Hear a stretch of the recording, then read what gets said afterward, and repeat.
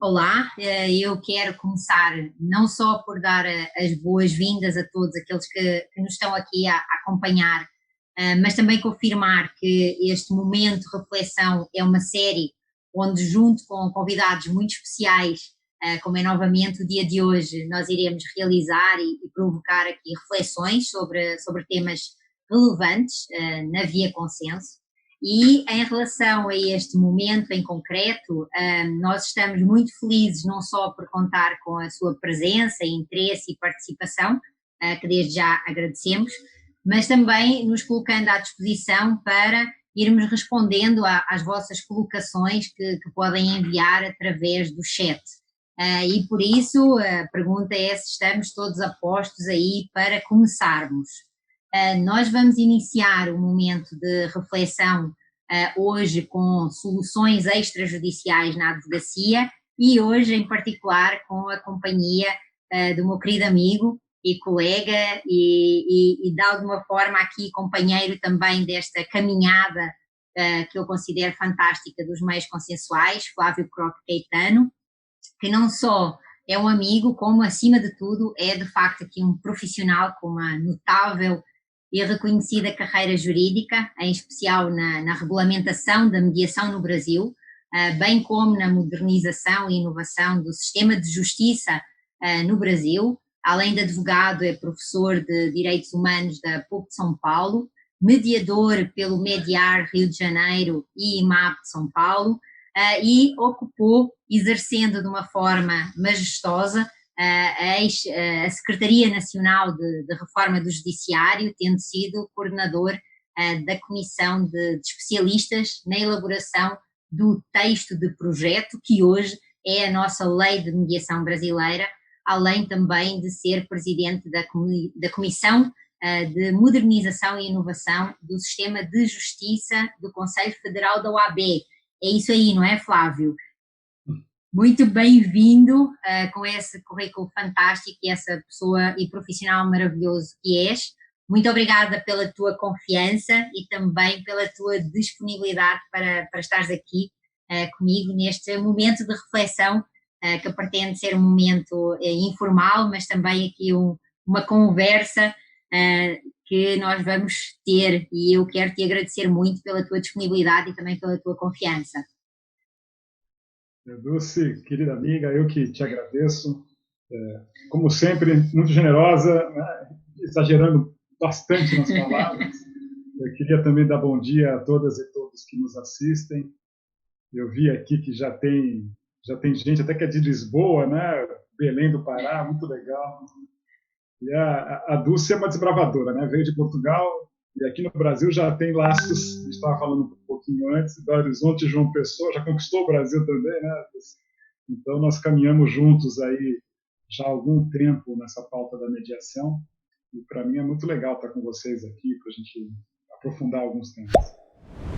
Muito obrigada, Flávio. Nós temos aí, no nosso encontro passado, nós chegámos até Moçambique, imagina.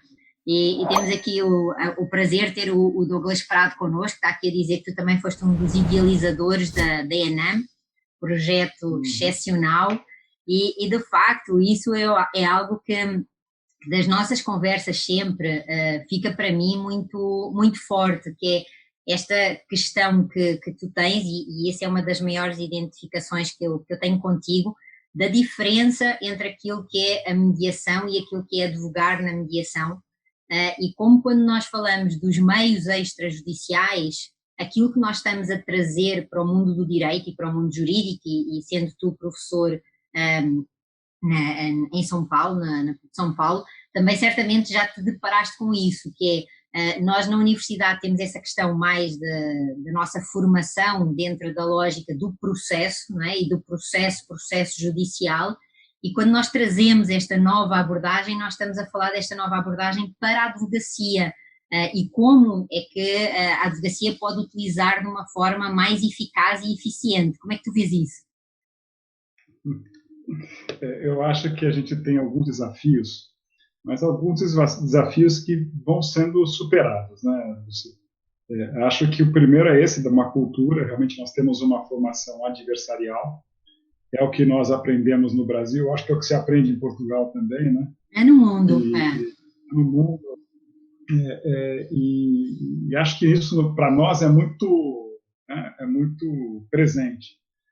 Outro dia eu ouvia um colega falando em termos não só jurídicos, mas pensando um pouco mais em teorias sociais, de como a gente se relaciona. E esse professor disse algo que parece que tem a ver com tudo isso que a gente está falando. Ele diz, olha, no modelo que nós vivemos, um modelo talvez, não sei se a gente chamaria de neoliberal, mas o modelo que a gente vive hoje não é apenas um modelo econômico, é um modelo social também, que acaba por nos estimular a competição e a concorrência, e não a colaboração, a solidariedade. E isso se transmuta ou se transporta para todos os aspectos da vida, né? E aí, quando a gente olha no direito, exatamente o que acontece, né? O mundo que é voltado, infelizmente, para a competição, a gente acaba se percebendo que em todas as nuances da vida é isso que nos torna. A gente falava um pouco antes aqui, né, das transformações que nós passaremos agora, e me parece que vai ser um marco divisório mesmo. Como que a gente vai sair da pandemia? Muitos apontam que nós temos dois caminhos. O caminho de cada um cuidar de si, né? Cada estado, cada país cuidar de si, porque preciso cuidar do meu pessoal, da minha economia, do meu povo e das minhas vacinas, enquanto que outros vão dizer, olha, se nós não tivermos, como foi Bretton Woods depois da Segunda Guerra, se nós não tivermos todos pensando em conjunto, de como que os estados vão se organizar, como que as sociedades vão se organizar de forma mais solidária, para que todos saiamos dessa juntos, né? E com melhores condições de vida. Então, a gente está chegando num momento que a gente falava um pouco, né? Que eu acho que as coisas vão apontar para um lado ou para o outro. Não vai ser bem assim também, né? Uma coisa ou outra, mas uma tendência mais para um lado do que para o outro. Saindo dessa coisa maior, entrando no nosso mundo aqui, né? No mundo da advocacia e da mediação, eu acho isso. Acho que primeiro a gente tem que vencer essa barreira cultural jurídica. Né? A nossa formação é uma formação adversarial. Acho que um pouco por necessidade as coisas estão mudando. Por que eu digo necessidade? Porque é inegável, eu acho que você concorda comigo e todos que nos assistem também, nós passamos por um colapso do sistema de justiça. Né? O sistema de justiça, com os números que nós temos hoje, mostram isso, que a gente recebe uma média de 25 a 30 milhões de processos por ano, os juízes conseguem dar conta disso, se mantém um estoque de cerca de 80 milhões de processos ano, significa o seguinte, a justiça teria que ficar fechada durante 3 anos e mantida a produtividade atual dos juízes para que zerasse o estoque. É possível isso? Não é. Ou seja, é um colapso. Né? E diante desse colapso, claro, um monte de alternativas tem que ser buscadas, e me parece que uma delas, apenas uma delas, isso é importante que se diga, tem gente que diz o seguinte, agora a mediação vai salvar a justiça. A mediação não serve para isso. Né? Mediação, exatamente. Conciliação, negociação, essas são todas formas de chegarmos, né, a um resultado que não envolve a decisão de um terceiro, mas que nem sempre é possível. E me parece que também reduzir a mediação da justiça, a justiça é muito pouco, né? A mediação, a meu ver, é mais do que isso, é uma forma nova de se relacionar, né? Que é o diálogo e a busca do consenso. Isso, para mim, supera muito a atividade jurisdicional. Acho que não seria por aí. Mas, voltando para cá, eu acho que a mudança da cultura é fundamental, as escolas passam a fazer isso, o judiciário, ao aplicar a lei da mediação, passa a fazer isso, né? Aplicar não só a da mediação, mas o Código de Processo, que também faz 5 anos agora. Então, eu acho que nós estamos avançando. Como sempre, a gente avança a passos menores do que queríamos. E aqui eu faço, Dulce, claro que pode ser um paralelo um pouco exagerado, mas a gente também conversava um pouco antes, né, falando das situações Portugal e Brasil agora no combate à pandemia. que Portugal foi melhor do que o Brasil, e que o Brasil não deveria ter se assustado com a pandemia, porque já sabia o que estava acontecendo no mundo e poderia ter se comportado de forma muito diferente, né, e ter diminuído o seu impacto. Eu falo mesmo em relação à mediação, viu? Mediação e conciliação. Por quê? Porque o nosso sistema de justiça sabia que a lei estava sendo discutida. Aliás, já sabia que a mediação existia. Então, quando vem a lei, e vem inclusive com um tempo de adequação à lei, me parece que se assustaram. Agora tem que fazer? Agora tem que criar no PNEC, tem que criar Sejus, que tem que fazer não sei o quê, a Defensoria, o Ministério... Calma lá. Não foi da noite para o dia, não foi uma medida provisória. Então, essas coisas me deixam um pouco, incomodado, porque mostra uma falta de planejamento, e nós poderíamos estar hoje num lugar bem melhor em relação à mediação do que estamos, eu não tenho a menor dúvida. Eu acho super interessante isso que você está trazendo, até para nós contextualizarmos um pouquinho desta questão do Brasil e de como o Brasil vem trabalhando os métodos consensuais já desde lá atrás, e em especial a diferença entre mediação e conciliação. E isso eu considero que é muito importante para nós entendermos algumas questões. Em primeiro lugar, aquilo que nós estávamos a falar da questão da cultura jurídica, onde os nossos alunos e onde nós próprios fomos formados e formatados na visão dual, do certo e do errado, e então isso também nos levaria, exatamente isso que estavas a dizer, Flávia, a pensarmos se agora nós vamos optar por uma lógica de competição ou se vamos optar por uma lógica de colaboração. E eu aquilo que eu tenho pensado e que eu tenho refletido e partilhado é que, de algum jeito, as sociedades em geral elas são como que elas acreditam, elas têm a crença da escassez dos alimentos, da escassez do mercado, da escassez até dos próprios postos de trabalho, da escassez dos clientes, e com isso, quando nós vivemos nessa interiorização da escassez, aquilo que acontece é nós mergulhamos num medo que faz com que a única solução seja a competição, porque se há escassez eu quero a sobrevivência, logo eu tenho que acabar com o outro lado para que eu possa sobreviver. Diferentemente, se eu acreditar na questão da abundância e se eu acreditar que de facto existem clientes para todos os gostos, existem situações e conflitos para todas as lógicas e existem também problemas para todos os processos e logo existem vários profissionais, nós teremos o quê? Teremos abundância e, portanto, nós não precisamos de destruir o outro para ocuparmos um espaço, mas dá mais trabalho, porque nós temos que demonstrar quais é que são as nossas características, quais é que são as nossas particularidades, temos que ser mais genuínos, temos que ser mais transparentes e mais abertos. Mas conseguimos, de facto, pelo menos é essa a minha crença, passar dessa questão mais dual para uma questão que é uma questão de conexão, que é uma questão de termos consciência que se esta situação efetivamente começou a acontecer como a história e os dados parece que nos dão de que começou lá no Oriente, ela levou um tempo a chegar cá, mas ela chegou, o que significa que nós até podemos colocar aqui um muro à volta, podemos colocar uma série de proteções e pensarmos só no nosso estado, no nosso bairro, no nosso país, mas certamente vai haver alguma coisa que vai fazer com que essa conexão se aconteça, porque nós não vivemos mais isolados, e isso tem de ver com a internet, não tem de ver com outra coisa. A internet, ela mudou a nossa forma de nos relacionarmos, ela mudou o mundo, e quando falas do colapso da justiça, eu lembro-me que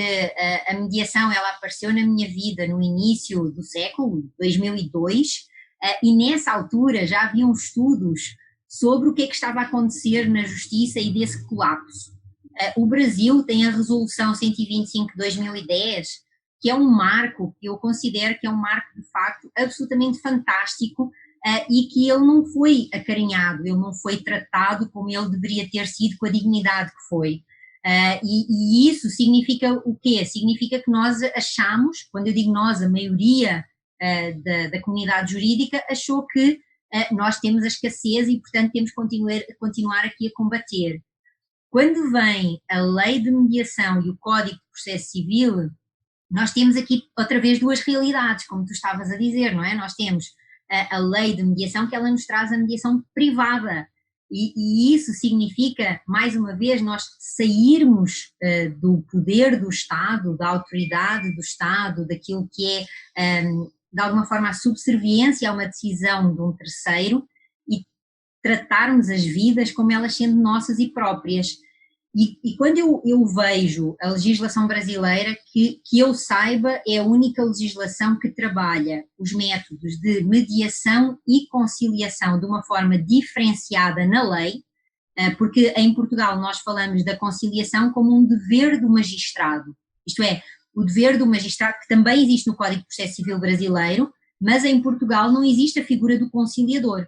Só existe esse dever do magistrado conciliar antes de proferir a sentença, antes de proferir a decisão final, antes de fazer o julgamento. Mas a figura conciliador, como ela é colocada na legislação brasileira, ela é de facto um diferencial em relação à mediação e ao mediador. E aí eu, por vezes, escuto algumas influências, em particular influências do sistema de common law, dizendo que mediation is the same, ou seja, mediação e conciliação é a mesma coisa. E como que eu sinto de uma forma, até às vezes com tristeza, que não se cuida desta pedra preciosa que é a diferença que existe regulamentada no Brasil e que tem uma lógica e uma estrutura e que não é nem apaixonada nem romântica, porque é muito objetiva, né? é muito clara, sobre essas diferenças de negociação, conciliação e mediação e das diferenças entre mediar e advogar na mediação e como isso é complementar e não concorrencial. Não é? Como é que tu vês isso também na tua prática aí? Olha, eu vejo o seguinte, muito legal isso que você contou da experiência de Portugal, eu gostei muito, até já anotei aqui esse teu conceito da abundância e da escassez, né? essa reflexão que você fez, achei brilhante, e acho que tem a ver mesmo. Mas olha,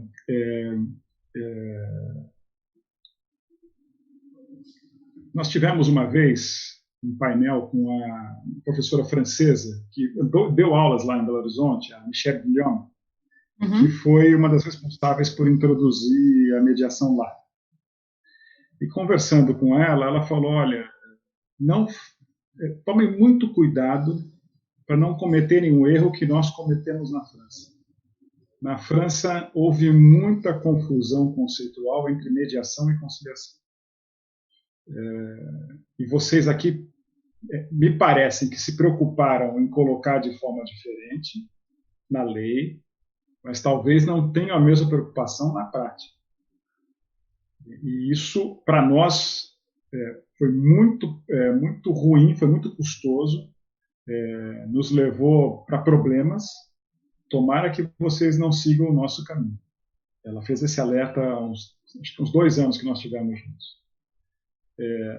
Acho que para nós, Dulce, o Brasil seguiu esse caminho porque foi um caminho um pouco histórico, né?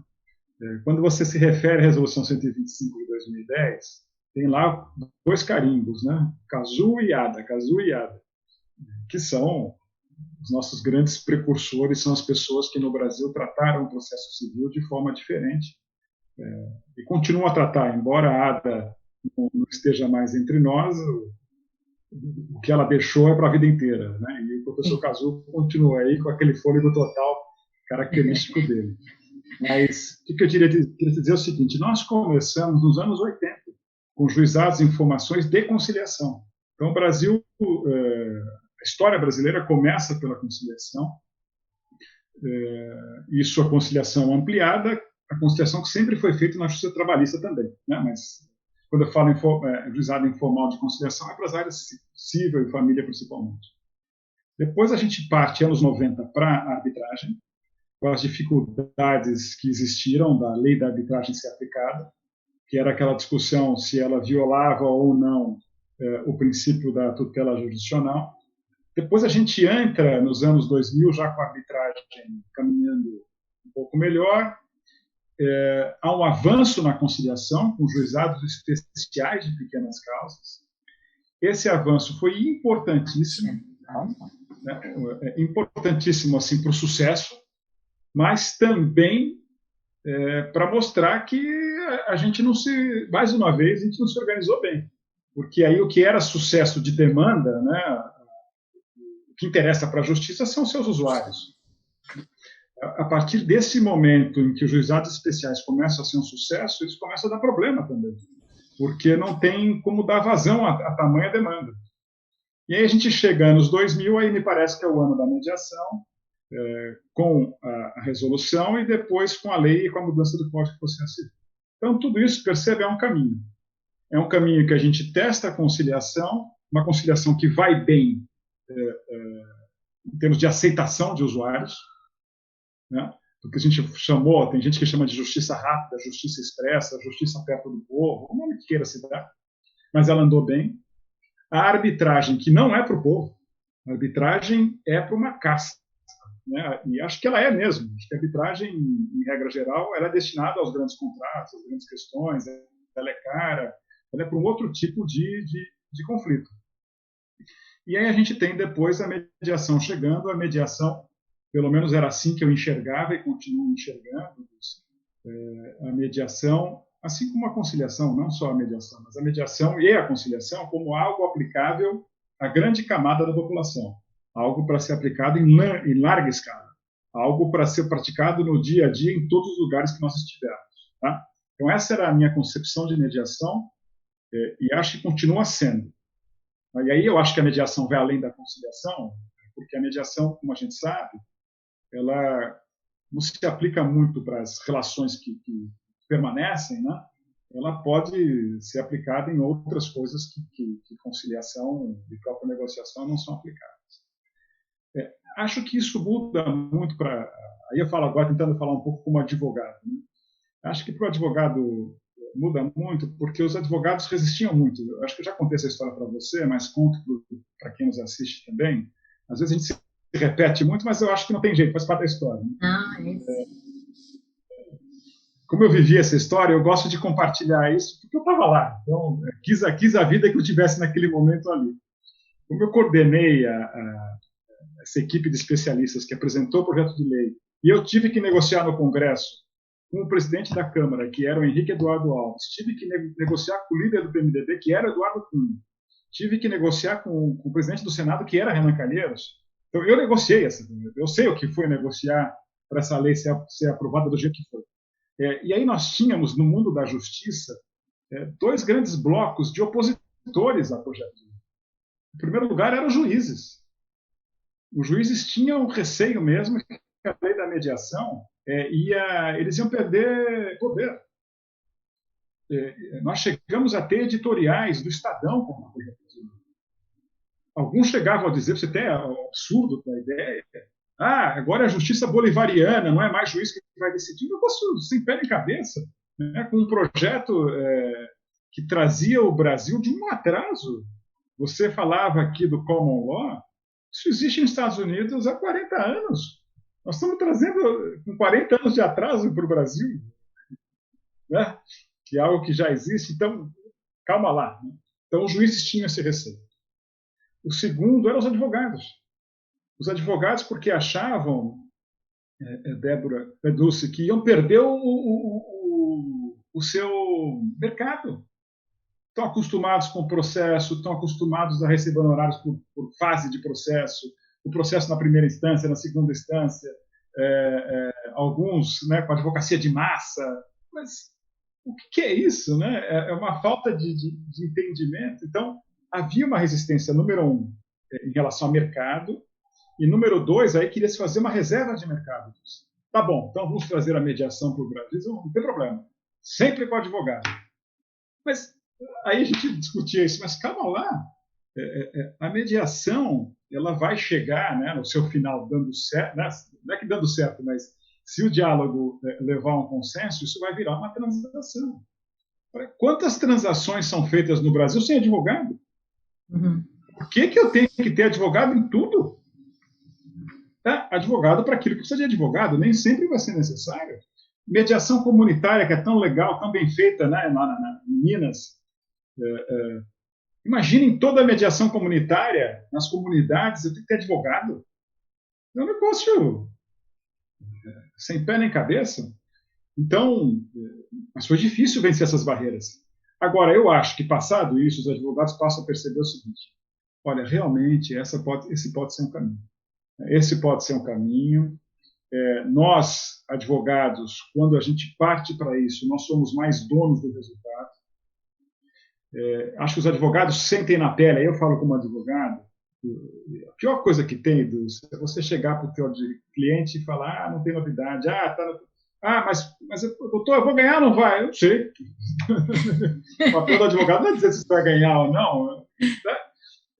Então é muito ruim isso, porque o advogado pouco consegue mexer, né, no processo. Embora agora você tenha negócio jurídico processual, mas você pouco consegue mexer no resultado do processo.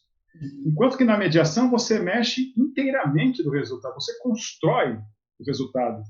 Se a gente puder fazer até uma comparação, você constrói a sentença, né? Você e o outro advogado é que vão costurar juntos essa sentença e vão fazer junto com seus clientes isso. Claro, como a gente está acostumado com a adversariedade, e como a gente está acostumado também que as partes estão querendo se matar, poucos acreditam que isso é possível, mas o papel do mediador, e aí não do advogado na mediação, mas do mediador, é exatamente mostrar o seguinte: olha, é possível. É possível as pessoas que não se escutam nem a si mesmo e nem ao outro passem a se escutar.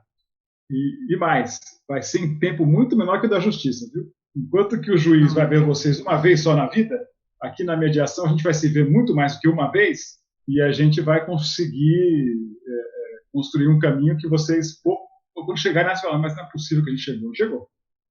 Agora, depende muito, Dulce, eu acho que esse é o nosso grande desafio. Na mediação, depende muito da pessoa experimentar. E acertar, não é? Precisa gostar e precisa de acertar, porque aquilo que eu tenho sentido é que ter uma má experiência no processo de mediação, com reforço daquilo que são esses medos, daquilo que são essas angústias e esses receios, de facto reforça ou ajuda aquelas pessoas que estão à procura de uma desculpa para justificar que a mediação não serve, de dizerem que a mediação não é legal, não é? E ainda há pouco, ouvindo-te, também partilhando contigo, lá em Portugal, mais uma vez inspirada na legislação brasileira, e por isso é que, sendo a minha área, sendo a minha base de formação o direito, para mim isso é o que me dá segurança e é o que me dá certeza. E por conta dessa situação, eu gosto também muito de partilhar esta história, que a legislação portuguesa, quando foi criado aquilo que nós chamamos lá os julgados de paz, é um tribunal que é denominado de um tribunal de justiça de proximidade. Esse Tribunal de Justiça de Proximidade, ele foi criado tendo como inspiração a Lei dos Juizados Especiais. Inclusive, nos princípios, nos pressupostos, foi considerado isso. E é aí que surge a mediação em Portugal, no sentido de não só colocar a figura do juiz, que lá se chama juiz de paz, mas que é um juiz com poder jurisdicional. Inclusive foi uma das funções que eu exerci, e além disso de criarem os mediadores e a mediação. E a preocupação lá não foi tanto essa questão de que a mediação era só para digamos, para as situações mais correntes do dia a dia, e que haveria essa distinção entre a mediação e a arbitragem, no sentido de que a arbitragem era algo mais caro e que era algo para uma determinada elite, porque nós em Portugal nós também temos e desenvolvemos alguns processos de arbitragem, por exemplo, na área dos acidentes de viação, dos acidentes de trânsito, acidentes entre carros, acidentes com seguradoras, entre outras questões, onde a arbitragem passou a ter um foco mais para aquelas situações em que a prova é clara, a situação em concreto tem um determinado cariz e um determinado rumo, é possível transacionar. Então, algumas particularidades, como aqui também, desmistificando essa questão de que a arbitragem é só para uma determinada elite, e que nós precisamos de trabalhar pelo menos do meu ponto de vista, essa abrangência das várias vias pelas quais podemos resolver os conflitos, mas Em relação a essa questão da justiça de proximidade, que é disso que nós estamos a falar quando falamos de métodos consensuais e da mediação em particular e do advogado trazer o seu cliente para o processo de mediação, e isso era outro desafio aqui que eu também gostava que nós refletíssemos juntos, que eu sinto por vezes que existe uma tendência natural dos profissionais considerarem que o conhecimento, aquilo que é óbvio, eu conheço de uma forma intuitiva, então eu não preciso de me aprofundar, eu não preciso de estudar. Então, por exemplo, se eu sou advogada, eu tive uma formação em Direito onde foi exercitada em mim a competência da oratória. Então, eu sei falar, eu sei comunicar. E eu parto do pressuposto intuitivamente que eu sou boa a comunicar. O que é que eu quero dizer com isto? Que como é que tu vês essas habilidades e essas características e mais do que isso, não só o perfil, mas as competências que de facto o advogado precisa de entender para que ele interiorize que ele conhece muito do processo judicial, mas que ele conhece pouco dos processos consensuais? Perfeito, perfeito. Essa colocação sua é fundamental, Dulce, porque eu acho que esse é o grande problema. O advogado, ele tem como seu instrumental a oralidade, mas uma oralidade para vencer, uma oralidade para convencer. Uhum. E essa oralidade é muito calcada naquilo que se desenvolve no processo, que, sobretudo, são provas. Provas documentais, provas testemunhais, uma perícia. É assim que se faz um processo. Então, e ele quer muito pegar a contradição do outro lado, né? Ele presta atenção no que o outro lado fala, pegar suas contradições. Aqui na mediação, e mais, acho que essa também é uma grande diferença que eu noto. Na advocacia adversarial, né, no processo, os advogados e as advogadas acho que tem um viés mais voltado para o lado objetivo, a parte objetiva do conflito. Pouco se preocupando com a pauta subjetiva. E o que a gente aprende, e isso é uma dificuldade para o advogado, porque o advogado não tem uma formação nem básica sobre psicologia, ele devia ter. Sim. Então, quando ele se depara com a mediação, tem um preconceito dele, em grande parte dos casos, de achar, e lá vem aquele pessoal com conversinha de terapia, né? Mas não, porque a mediação é um método, e aí a gente pode chamar de método, de processo, do jeito que quiser, procedimento, pouco importa o nome que a gente deu, né? Mas ela busca exatamente cuidar da pauta subjetiva e da pauta objetiva, e principalmente percebendo isso. Se eu não resolver a pauta subjetiva, ela vai voltar o tempo todo, né? E vai impedir a objetiva. Então, o que eu realmente acho? A gente precisa furar esse bloqueio inicial. Por quê? Porque os números mostram, Dulce, quem vai para a mediação geralmente volta. Quem faz um acordo em mediação geralmente cumpre. E nas mediações, os índices de acordo são muito mais elevados do que a mediação, do que a conciliação na justiça. Ou seja, se a gente conseguir que as pessoas entrem na mediação, elas vão continuar. Mas aí depende da qualidade que a gente vai oferecer de mediação. Eu te conto uma outra história, uma outra experiência que nós tivemos. Quando nós tivemos na Secretaria da Reforma, eu queria falar só um pouquinho sobre isso, não quero ser cansativo. Não, perfeito. Tá? Não, nada. Mas a gente fez um diagnóstico inicial que é o seguinte: para que essa secretaria serve? O que a gente pode fazer? Porque nós somos do executivo, eu não sou do judiciário. Uhum. E aí a pauta que nós escolhemos foi pauta macro, acesso à justiça, mas com ênfase, acesso à justiça, como o que diz o professor caso Batonado. né, a justiça significa ordem justa, né? Não é acesso à justiça simplesmente, mas acesso a direitos. E aí nós pensamos, bom, o que a gente pode colaborar? É exatamente com essa pauta que não é da justiça.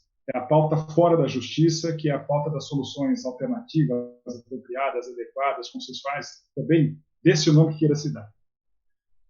Aí, a partir disso, a gente quis pensar no marco legal, mas a gente quis pensar numa escola que formasse todo mundo, não só quem é do mundo do direito, daí veio a Enan, que é o colega aqui comentou, mas a gente fez pesquisas. A gente queria saber o seguinte: as pessoas querem ir para a justiça ou não querem ir para a justiça? Elas querem resolver de outra forma? E uma pesquisa que a gente fez foi com a GV do Rio de Janeiro, junto com o professor Joaquim Falcão, que é um grande expoente, era para saber das relações de consumo. E as pessoas todas disseram o seguinte: olha, eu quero resolver o meu problema, todas não, estou exagerando, tá? Mas 90%, eu quero resolver com a própria empresa. Se não resolver na empresa, eu quero resolver no PROCON. Se não resolver em lugar nenhum, aí eu vou para a justiça. Ou seja, as pessoas vão para a justiça porque elas não conhecem outros caminhos. Se forem lhes oferecidos outros caminhos, elas vão testar outro caminho. Tá? Porque elas querem resolver o problema delas com quem resolva. Então, o que eu acho? Quando a gente fala aqui de métodos, como fazer mediação extrajudicial, acho que esse é o nosso grande problema. A gente trouxe a lei da mediação, acho que a preocupação foi trazer uma lei ampla, já falei isso para você também. Nós sofremos, no início, um problema porque houve um momento de tramitação da lei, que como se tramitava o Código de Processo Civil também, houve um grande movimento para que a lei não saísse, que a lei morresse, porque ela seria absorvida pelo Código. Eu tive que negociar muito com os deputados para dizer não, são espaços diferentes, eles se complementam, por isso que é importante que sejam aprovados juntos, para não ter entre eles conflito. A gente discutiu, inclusive, o texto junto, mas a lei da mediação ela não vai se voltar só ao que está na justiça. É muito pouco para a mediação. A mediação é justiça, é fora da justiça, porque o que está na justiça, me desculpe falar isso, mas eu acho que é o número mínimo de conflitos. Imagina se todos fossem para a justiça. Então, é a mediação dentro da justiça, fora da justiça, e aquela do poder público, que é o grande cliente da justiça. Então, a gente tem que pensar na mediação como esse todo. E aí eu volto para nós. Acho que nós temos o seguinte: como que está o movimento brasileiro de mediação? Falo com dor no coração isso, tá, Deus? Acho que nós estamos muito refém do sistema de justiça. A gente só fica falando de ser justo, de NUPEMEC, de formar conciliador judicial, mediador judicial, e não sei o que mais. Sinceramente, isso é muito pouco.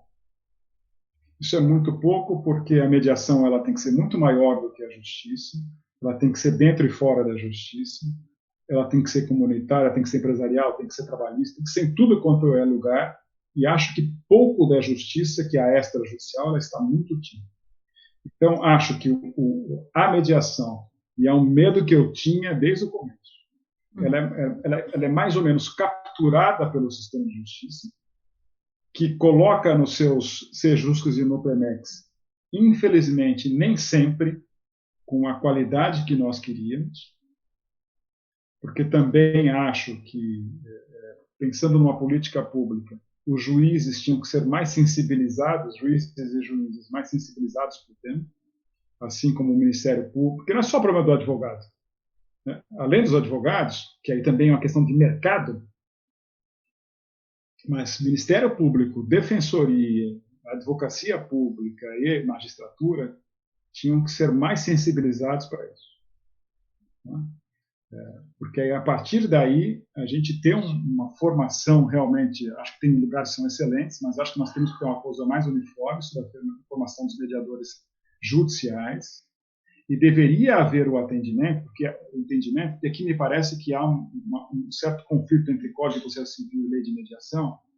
No Código de Processo, nós entendíamos que pela Lei da Mediação as partes nos casos mediáveis, as partes seriam obrigadas a participar de uma tentativa de mediação, não para mediar, mas deveriam ser obrigadas a primeiro. Sim? Essa é a leitura da lei. Essa é a leitura que é isso, né? O código não prevê isso, o código prevê de forma diferente. Ora, no conflito entre normas, e aí já é uma questão de direito, o que deve prevalecer? Se uma lei é especial em relação ao outro? Né? Eu me parece que deveria haver um firme entendimento do judiciário, e aí falo de CNJ, dizendo o seguinte, além de súmulas de Supremo e STJ, dizendo o seguinte, tem que ter a tentativa de mediação. A audiência de mediação tem que existir em caso que for mediado. Sentou na frente do mediador, não quer, não quer. E é da vida, né? Essa autonomia da vontade. Mas deveria passar por ali. Então, deveria haver um estímulo do judiciário, mas aí eu falo na parte judicial. Você me chamou aqui para falar da parte extrajudicial. Porque, de alguma forma... Conta, Flávio. O que eu entendo? Que era uma briga, Dulce. Porque é o seguinte, na parte judicial, você organiza isso. Você organiza qual é o currículo, você organiza através do CNJ, você cadastra, minimamente você organiza. Tá bom. E fora da justiça, como que a gente faz? Mediação é carreira, não é carreira? Mediação é profissão, não é profissão? Conciliação também? Você vai ter um conselho de mediadores? Não vai ter? De entidades que mediam, não mediam? Como assegurar a qualidade? E aí muitos fazem isso, muitos querem, e aí eu acho que é uma falha nossa, muitos querem vincular, não, o mediador vai ser aquele que for também mediador judicial. Por quê? Quando a lei não diz isso. Não, mas por que a gente vai seguir isso? Né? Não, a lei não diz, eu acho que não é isso que se quer. Isso, né? Pode ser. Talvez só complementar isso que tu estavas a dizer, Flávio, que inclusive a lei, aquilo que ela diz é que o mediador, mesmo aquele que não é cadastrado judicialmente, claro, se ele for escolhido pelos dois intervenientes, ele pode atuar até num processo judicial. Então, nós estamos a falar sobre... Dulce, nós pensamos nisso. Olha, o mediador judicial precisa de uma solenidade que o extrajudicial não precisa. Tá? Por que isso? Porque ele estaria ligado ao sistema de justiça. Por isso que é diferente. E nós pensamos muito, quando a gente pensou, só para falar isso, a gente pensou muito o seguinte, olha, ele vai ser um auxiliar da justiça e não vai ser alguém só do mundo da justiça, porque a gente colocou bacharel e tudo para outra coisa. Tá? Os advogados queriam que fosse só do direito, a gente colocou para todo mundo. Não, essas questões... Isso aqui é a questão. Essas questões que você está a trazer, eu acho que não só são extraordinariamente importantes, como elas nos impõem e exigem que nós pensemos em várias situações aqui. Primeiro, que é, para que é que a justiça existe? Justiça no sentido geral, e justiça no seu sentido como acesso a uma ordem jurídica justa, e como em relação a isso significa dar ordem à sociedade. Basicamente é para isso que nós temos sistemas de justiça, era para que a sociedade viva de acordo com regras, e se as regras não são cumpridas, ou se as regras de alguma forma não são entendidas, que haja possibilidade de processos que coloquem essa ordem, ou que voltem outra vez a trazer essa ordem. E quando nós falamos dessa questão de que a classe jurídica, no sentido dos operadores do direito, estão reféns da justiça no sentido de poder judiciário, eu não só subscrevo contigo, como isso me volta outra vez a identificar como nós estamos dentro disso que é ser operador do direito, reféns e com uma mente focada como se fosse um funil, que só existe o processo judicial porque é o único que nós de alguma forma fomos treinados, fomos formados, fomos capacitados para isso.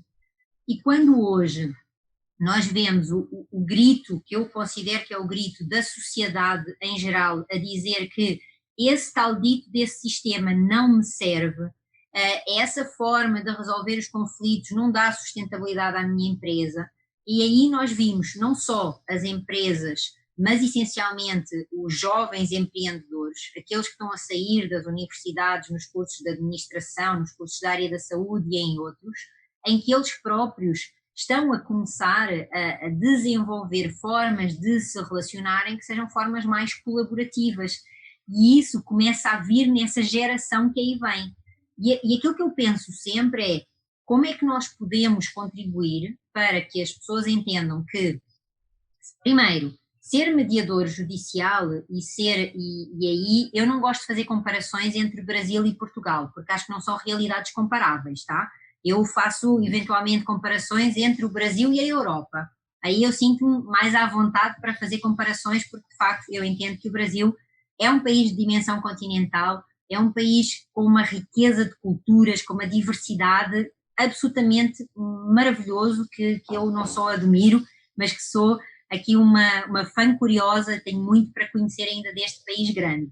Mas uma das questões que eu me recordo, e aí tem de ver eventualmente com questões mais no foro educacional, é de que na altura em que eu estava a cursar Direito, o meu pai, aquilo que me dizia, era para eu não cursar Direito a pensar em ser servidora pública, porque o Estado não ia continuar a ter gordura suficiente para sustentar a quantidade de pessoas que ele alimentava. E isso fez sempre muito sentido na minha cabeça, porque quando nós temos uma empresa, a empresa tem de ser sustentável. Se nós temos um Estado, o Estado tem que ser sustentável e o Estado não tem rosto, o Estado não tem pessoa física, não é? O Estado somos todos nós. E isto para dizer o quê? Que quando eu escuto, por exemplo, algumas pessoas a dizerem eu quero fazer um curso de mediador judicial, porque eu quero ser mediador judicial. E eu pergunto sempre, mas você quer ser mediador judicial porquê? Para dizer que vai lá para o judiciário? Para dizer que está dentro do tribunal, que é auxiliar da justiça? Isso é o teu interesse? Isso é de facto a tua necessidade? Ou ser mediador e estar mediador é o exercício de uma função, é o exercício do instituto, é o exercício de uma profissão?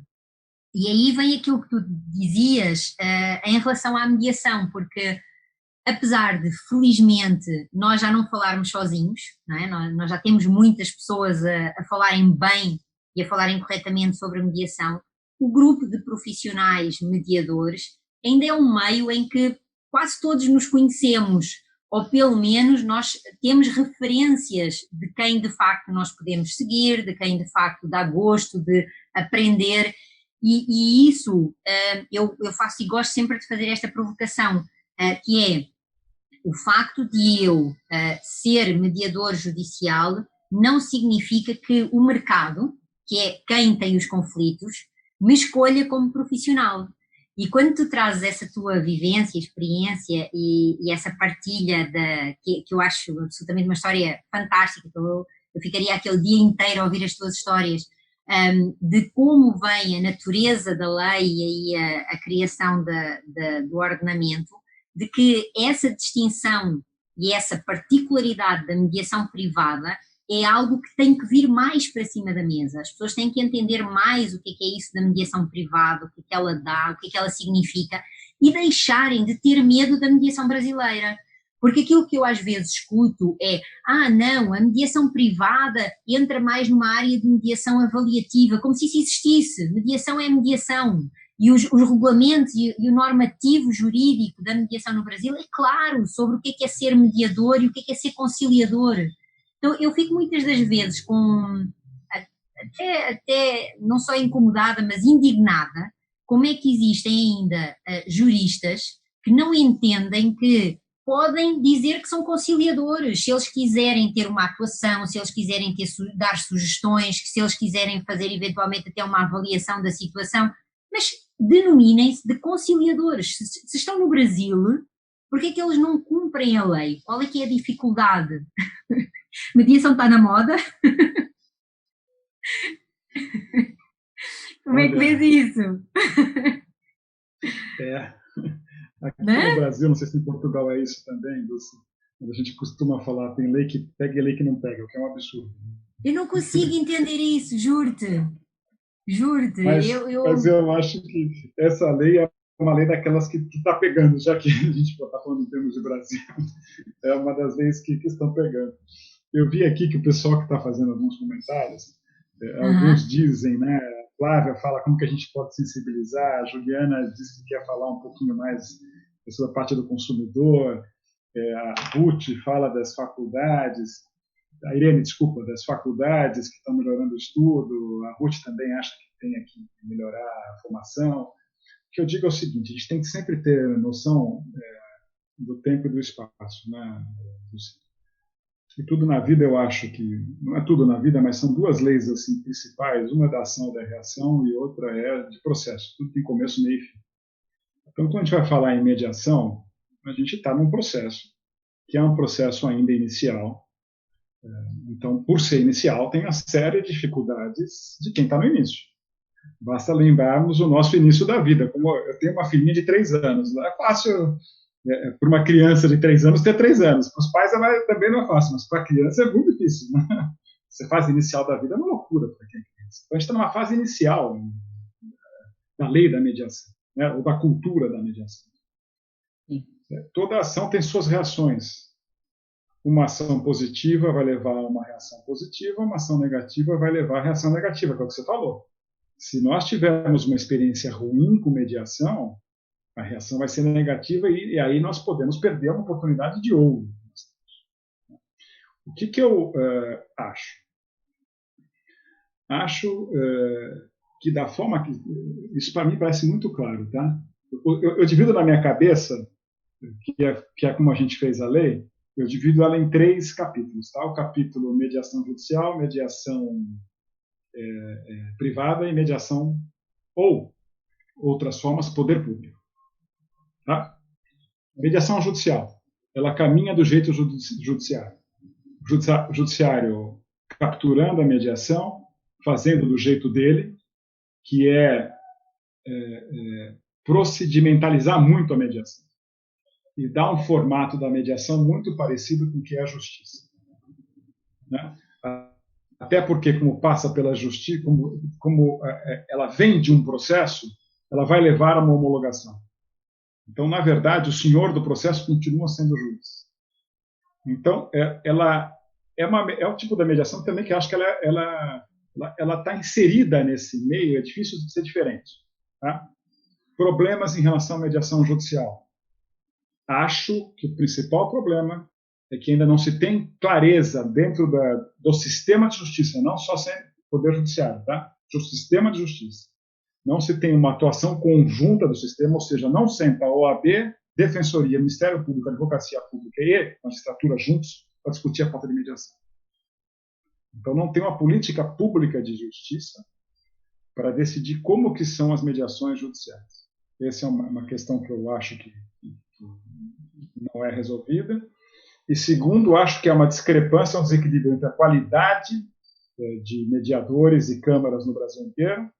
E terceiro, acho que também não há uma clareza da função de mediador, remuneração e distribuição de processos para mediadores e para câmaras. Acho um absurdo se fazer com mediação algo como se faz com perícia.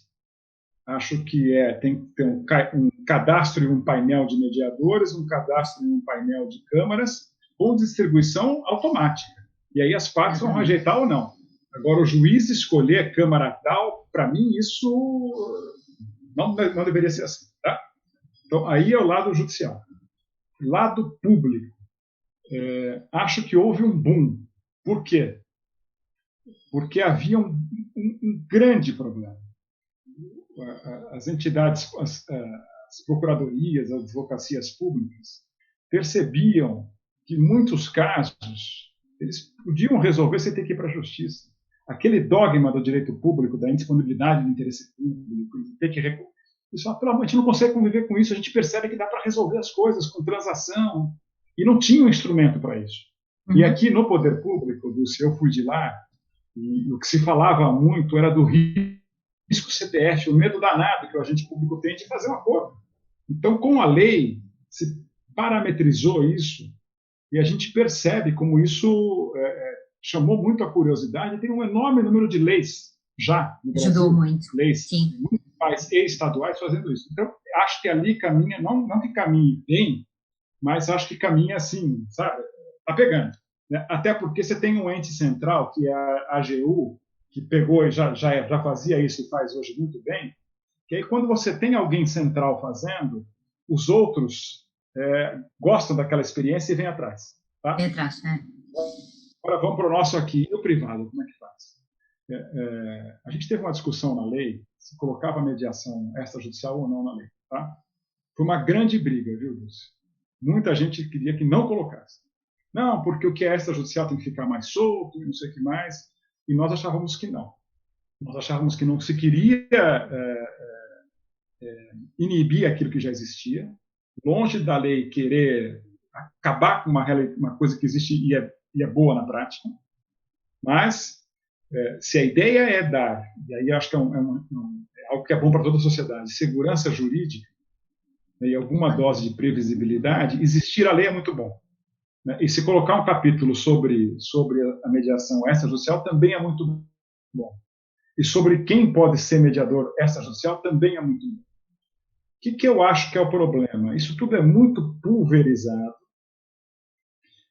e você não tem muito o que seguir. Você não tem um conselho de mediadores. Você tem o CONIMA, né, que é sobre as entidades. Mas você não tem um conselho de mediadores que cadastra mediadores que não são judiciais. E que bom que não sejam judiciais. Né? Então, mas tem o ICFML, mas esse ICFML não é algo nacional. E também, me parece que aqui, e é o que olha, se eu tivesse no governo, era essa a minha pauta no governo. Quando eu saí, o que eu entendi é o seguinte: aprovou a lei, tá bom, qual que é o nosso papel agora? O papel do governo é ajudar na mediação extrajudicial. Do governo, eu diria, Ministério da Justiça, tá? Sim, sim. Porque a judicial, quem vai cuidar é a CNJ e os órgãos de justiça, a gente pode dar palpite. A pública são os governos, e aí eu acho que é a AGU que tem que fazer isso. Agora, eu entendia, Ministério da Justiça, o que nós temos que fazer é fomentar esta judicial, pensando uma forma, por mais as pessoas podem achar que isso burocratiza muito, mas pensar num cadastro nacional de mediadores, um cadastro amplo, com requisitos menores. Isso mas ter hoje, um mínimo de controle sobre isso. Partilhando contigo em relação a isso é o que hoje em dia acontece em Portugal. Em Portugal, tu tens 3 sistemas de mediação três sistemas de mediação público. Tu tens o sistema de mediação trabalhista ou laboral, familiar e o penal. E aí tu tens o cadastro dos mediadores e dos julgados de paz. E aí tu tens o cadastro dos mediadores que prestam serviço nesses serviços públicos. E depois tens um cadastro, que é o cadastro dos mediadores que tiveram formação em Portugal por entidades credenciadas, ou seja, o Ministério da Justiça lá, aquilo que ele fez foi, ele credencia entidades que cumprem com os padrões exigidos para um mediador privado. E esse mediador privado, depois de ter aprovação nessa formação, porque ele pode ser reprovado, então depois de ele ter aprovação nessa formação, ele se propõe a fazer parte desse cadastro. Então isso, sem dúvida, seria algo muito interessante, ou pela parte do CONIMA, como tu dizes, mas que eu gostaria muito que fosse pela parte do CONIMA, porque como já existe... Já somos 2. Vamos fazer aí um forcing com a Fernanda. Não sei se o CONIMA tem estrutura, não sei. Eu nunca conversei isso com a Fernanda, nem com os colegas do CONIMA, mas é uma coisa que eu até gostaria de colaborar e de ajudar a pensar, porque eu acho que esse é o problema. Acho que falta alguém, digo entidade, que a nível nacional consiga conversar aquilo fora da justiça. Que seria conversar e ajudar a fomentar isso em todos os ambientes empresariais, em todos os ambientes laborais, em todos os ambientes comerciais, através das entidades de classe. E aí você vai formando esses centros de mediação em tudo quanto é lugar. A minha ideia, quando eu estava no governo, era criar em todas as associações de bairro, em associações comerciais, pegar aquilo que tem capilaridade. Eu queria colocar nos cartórios também, criticado por isso. Existe cartório em todo quanto é lugar, por que a gente não pode ter um serviço lá? E hoje em dia é o que está mais desenvolvido. Sim. Claro! Eu falei, então a gente teria que pensar o seguinte, acho que da justiça e do sistema de justiça, o que é deles? Já é muita coisa para eles pensar. Sim. Aqui, fora da justiça, cuidamos nós, porque tem um negócio que a gente aprende também. Não existe vácuo, né? Não existe espaço vazio. Se não se faz a coisa com qualidade, cada um vai fazendo o seu feudo, colocando o seu carimbo, e salve-se quem puder. E não é a ideia. O propósito, eu também concordo contigo. A qualidade é fundamental e o protagonismo dos diferentes operadores do direito, ele é viável e ele é possível neste meio e neste processo que nós estamos a falar. Porque quando nós temos profissionais de qualidade, isso de facto ele acontece. Porque aí, deixa eu só fazer um último ponto nisso, aí eu não sei te cortar, mas você falou algo que eu ia falar, acabei esquecendo. Quem são os mediadores extrajudiciais? Quem são essas pessoas? Porque o mediador judicial dificilmente vai ser o advogado. Vai ser o estudante, né? Ou o aposentado. Agora, quem é o mediador extrajudicial? O extrajudicial, eu acho que são os profissionais. E aí a gente olha para dentro. Quem vão ser, quem são os mediadores no mundo inteiro? São os advogados, são os psicólogos, são os administradores. Em algumas situações são pessoas da medicina, mas é mais raro, né? São os contabilistas, mas esses são os dados à mediação. Né? Você pode ter um dentista? Pode, mas é difícil. Você pode ter outra formação? Mas é difícil. Você pode ter professor? Pode. Mas é menor. Aí a gente cai, Dulce, para o número de pessoas no Brasil que são advogados. Você falou da escassez e da abundância. Nós temos uma abundância de advogados e uma escassez de trabalho. Porque só volta para a justiça. A gente tem 1 milhão de advogados, Dulce, e 1 milhão de estudantes de direito. Onde que essa turma vai trabalhar? Isso é que me assusta. Né? Isso é que me assusta, são aqueles advogados que acham que porque são advogados podem se denominar como mediadores quando não têm competências para ser mediadores. Claro.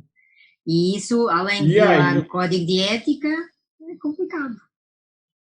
Então, por isso que eu acho, e aí, sendo muito sincero, falta para nós uma centralidade, uma centralização daquilo que seja fora da justiça. As pessoas morrem de medo quando se fala isso, mas falta. Porque quando você não institucionaliza, você não conversa. Você não consegue conversar para pensar coisas maiores, macro. Você não tem como sentar à mesa. Você não tem representante. Então você vai ter, o que você consegue ter são as pulverizações, cada um por si, e você pensando em algo macro, né, o que realmente vinha mudar a realidade, você não consegue. Então eu acho que esse é o grande problema nosso.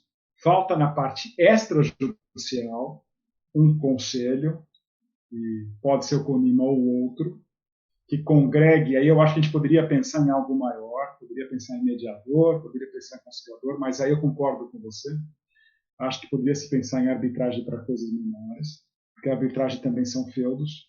Eu não acho que a mediação veio para virar um feudo como é a arbitragem. Sim. Ela não se destina a isso. É diferente. Subscrevo. Então nós temos que olhar para a arbitragem para saber os desafios que ela teve e aqueles que ela venceu, mas sabemos que nós não somos iguais, que o nosso público é diferente e que muitas vezes nós vamos atuar em conjunto, né, o tal do MED-ARB, ou ARB-MED, que é possível também, mas eles se organizaram, você pode ver. A arbitragem ficou capturada pelo judiciário? Não. A arbitragem é arbitragem. Mas veja, até onde ela foi. O que ela passou, mediação. Né? Mediação, quando a gente fala em mediação hoje, o que a gente pensa? Judicial. Pelo amor de Deus. É isso que temos que... sabes o que é que eu penso e tenho uma crença, e aí a todos os que nos ouvem e todos aqueles que nos vão escutar depois, que eu de facto acredito mesmo, é que a mediação, como tu disseste, e em especial a regulamentação da mediação, ela ainda é muito recente. Quando nós falamos em uma lei com 5 anos, ou um ordenamento jurídico com 5 anos, estamos a falar de algo recente.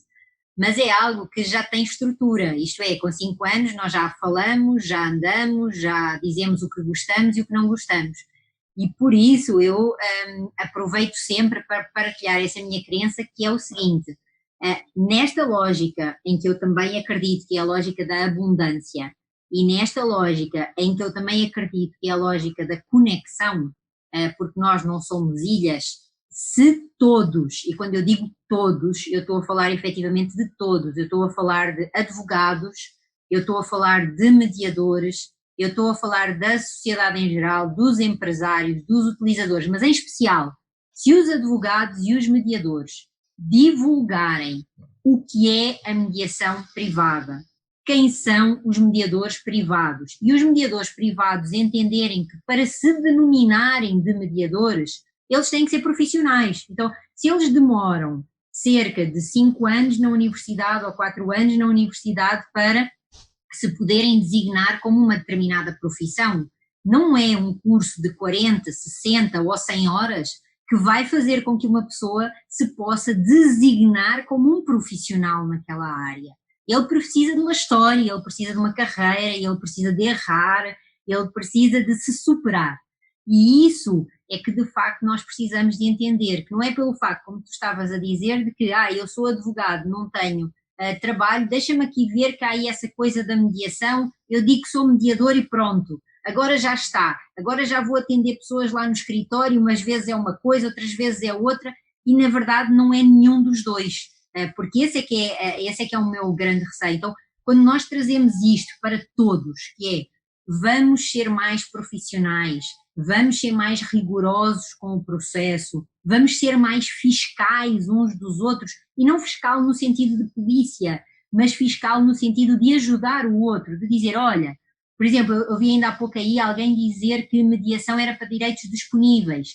Não, a lei de mediação é clara. Ela fala que mediação é para direitos disponíveis e para direitos indisponíveis, inclusive é a mediação privada. Então, mediação privada pode sim trabalhar direitos indisponíveis. O que é que ela precisa? De um procedimento diferente. Ela precisa que hajam aí, sem dúvida, advogados que vão construir um acordo dentro dos limites da lei, porque esse acordo precisa de ter a oitiva do MP e ser homologado pelo judiciário para ter valor jurídico entre os intervenientes.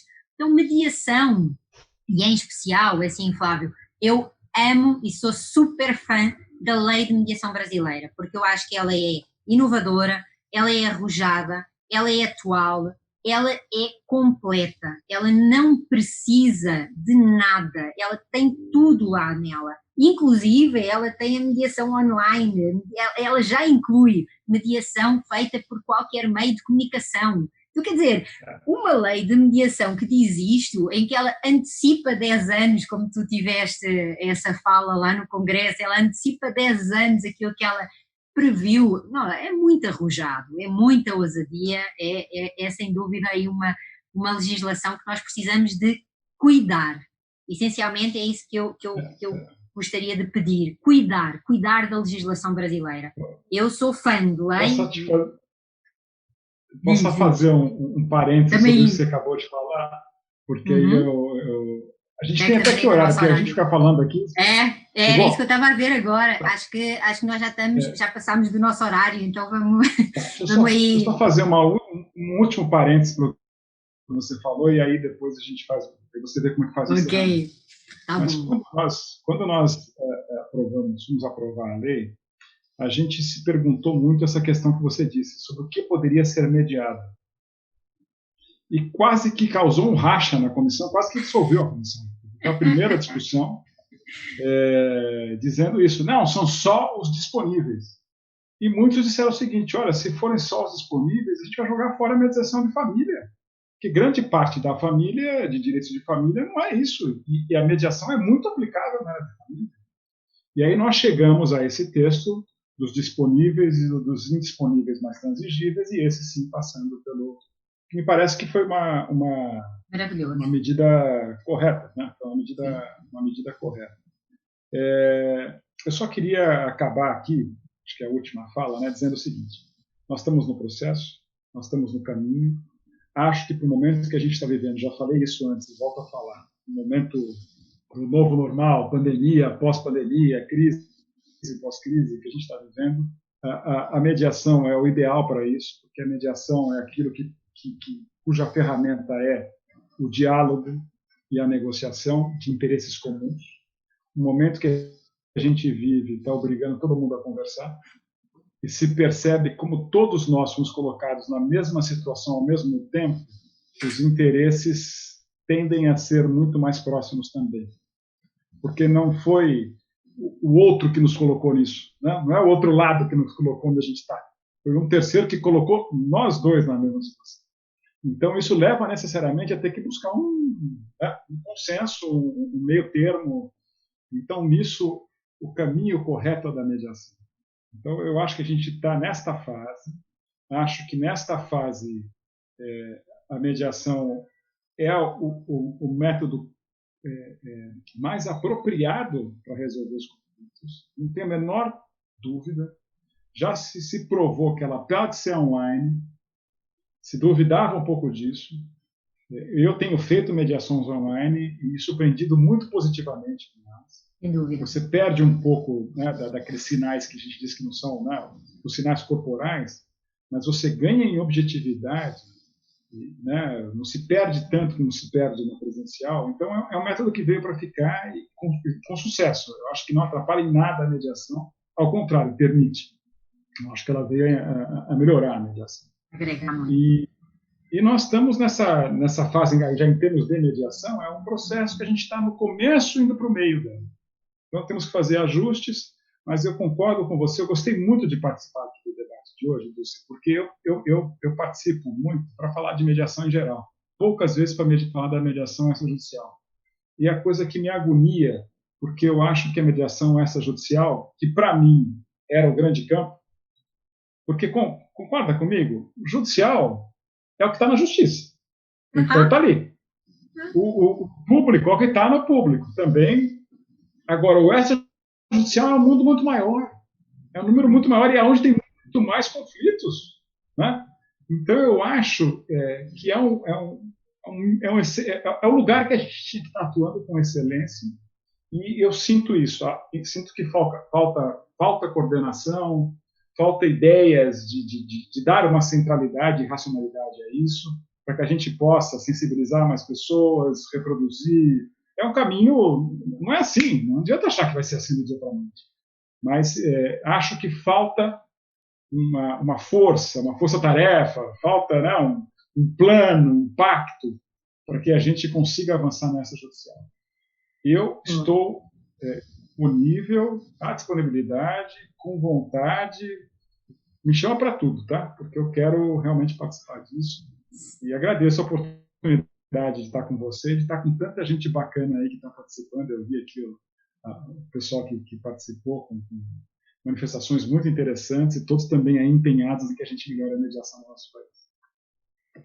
Ô, Flávio, eu não só te agradeço imenso, como para mim é assim, tu já estás super convidado, sempre. É um enorme prazer fazer e partilhar contigo estas reflexões e crescermos juntos, porque eu considero que de facto é através destas conexões que nós que temos empatia, que temos identidade, que essencialmente nos sentimos reforçados. É muito isso que eu sinto. Lá atrás eu sentia-me muitas das vezes um alienígena, um ET. Eu falava e eu não tinha substância no sentido que não tinha apoio, né? E hoje em dia falar e ter a oportunidade de vivenciar a tua história, vivenciar aquilo que tu fizeste pela mediação extrajudicial no Brasil, para mim é de um orgulho e é de uma enorme satisfação e eu acredito muito que aquilo que nós estamos aqui a fazer não só vai despoltar e não só vai originar uma série de outros movimentos, porque é isso que nós temos estado a ver, mas que as pessoas acreditem que de facto nós estamos a viver e estamos a tomar consciência de que o mundo é de abundância, o mundo não é de escassez e que as soluções extrajudiciais, em especial na advocacia, elas precisam de despertar, elas precisam de acordar eu recordo-me que uma das limitações lá no início da minha prática de advocacia que eu tinha, e acho que todos os advogados passam por esse momento, era quando o cliente chegava ao escritório e contava a história, eu dizer se aquela situação era ou não juridicamente viável. Porquê? Porque eu fazia as contas sobre se ir para a justiça era ou não adequado e eu dizia, olha, isso não é juridicamente viável, não vamos avançar. Então, trazer o processo de mediação e trazer, como tu disseste muito bem, aquilo que nós tivemos aqui a falar durante quase já mais 1h30, de soluções extrajudiciais para a advocacia, é trazermos autonomia, é trazermos liberdade, é trazermos protagonismo para a advocacia, sem a necessidade de ter medo da mediação ou de ter medo dos mediadores. Não é? Estamos a falar de conquistar a justiça, não é? De termos ali uma forma, um processo onde nós temos liberdade de preparar o cliente, de nos prepararmos, é de facto algo que é muito bom e eu só te agradeço a tua disponibilidade. Temos aí vários comentários, inclusive também aqui de Portugal e de outros lugares. Que bom, a Sónia diz ótima dupla, vou assistir o conteúdo, muito valioso, excelente apresentação de Porto Alegre e Eliane, estamos muito bem representados e com a certeza de que vamos continuar esse nosso percurso. Flávio, muito obrigada. Eu muito feliz, né? Nossa, hoje todo o pessoal aí participando. E vamos disseminar isso para o país e para o mundo, gente. Vamos em frente. Vamos sim. Ver aqui muito obrigada a todos pela vossa participação, pelas vossas dicas e também pelos vossos comentários, pelas vossas perguntas. O Flávio, ele também tem o seu canal no LinkedIn, então vocês também podem entrar em contato com ele, que é uma pessoa não só extraordinariamente competente, como também aqui disponível. Muito obrigada a todos. Flávio, um enorme beijo para ti, um forte abraço. Um abraço para todo mundo. E, todos fiquem bem, né? Todos fiquem bem. Isso, exatamente. Nesta nossa nova realidade que está, eu acho que a superar-nos muito. Muito obrigada, Flávio. Beijo. Tchau a todos.